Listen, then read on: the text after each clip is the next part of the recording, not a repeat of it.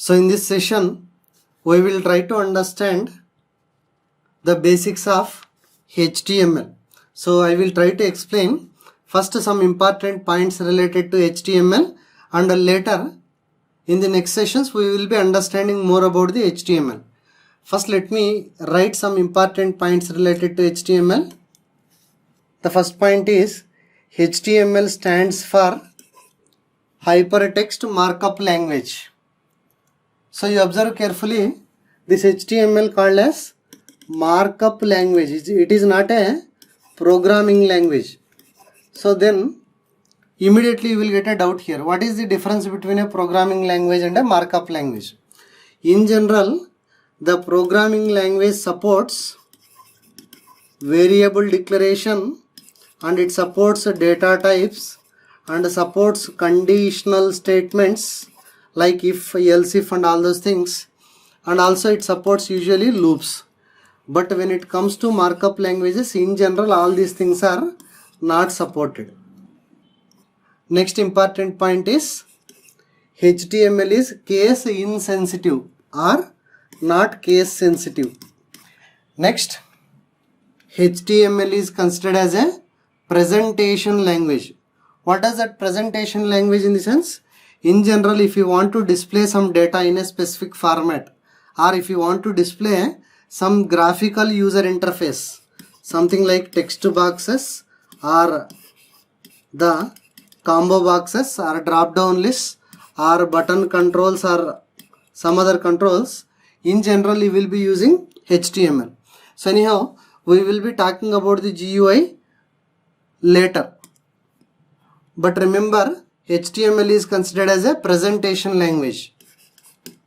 Next, so the HTML files extension is usually, you will observe either a .html or a .htm, both are valid, but in most of the cases I will be using .html. Next, HTML is considered as an error-free language. What does that mean? It means that though you are committing any mistakes while writing the HTML code, it will never give you any kind of errors, and hence it is simple to understand. So that is the reason why many people will think that it is easy to understand HTML. In fact, this assumption is correct only. So it is very easy to understand HTML. Okay.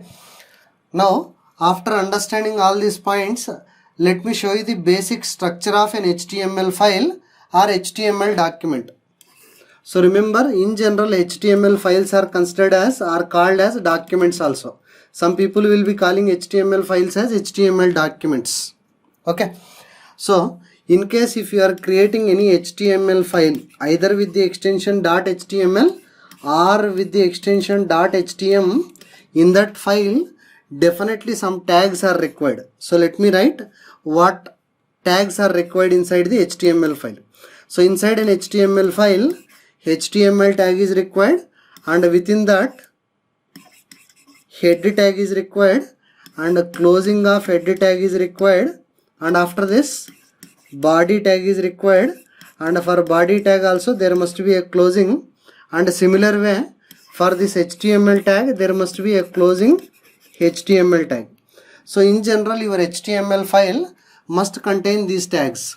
Now let me explain what is the meaning of a tag. So remember, in the markup language terminology, if you place something in the angular bracket, so that something is technically called as a tag. Whatever you place in the angular bracket, that is technically called as tag. So here HTML is basically a tag. So inside that HTML tag we are having two important tags. What are those two tags? First one is header, or first one is head, and second one is body, BODY. So here also BODY. So I believe you understood. In general, inside the header or inside the head tag, you will be writing some HTML code. You no need to bother about what HTML code you will be writing, but in general inside the header you can able to write some HTML code, and even you can able to write some JavaScript code, and even if you want you can write some styles code. We will talk about this JavaScript code and styles code later, including HTML code. Similar way, inside the body tag also we are allowed to write HTML code, and we are allowed to write JavaScript code, and even we are allowed to write styles code. I believe you understood. So in the next sessions you will be understanding more about the HTML.